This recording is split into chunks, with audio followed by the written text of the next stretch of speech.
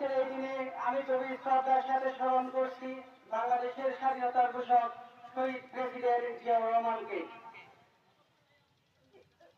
বাংলাদেশ জাতীয়তাবাদী দল যুব দল ইউনিয়ন কর্তৃক আয়োজিত আজকের এই ইফতার উদ্বোধন মাহফিলে উপস্থিত ঈদগাঁও উপজেলা বিএনপি পরিবারের সর্বস্তরের নেতৃবৃন্দ বক্তব্যের শুরুতেই পবিত্র মাহে রমজানের শুভেচ্ছা ও সালাম। আসসালামু আলাইকুম ওয়া রাহমাতুল্লাহি ওয়া বারাকাতুহু। প্রিয় নেতৃবৃন্দ, আজ ইউনিয়ন যুব দলের যে সুন্দর প্রোগ্রাম, আপনাদের অক্লান্ত পরিশ্রম, বিশেষ করে ইউনিয়ন যুব দলকে আমি ঈদগাঁও উপজেলা ছাত্র দলের পক্ষ থেকে আন্তরিকভাবে ধন্যবাদ জানাচ্ছি।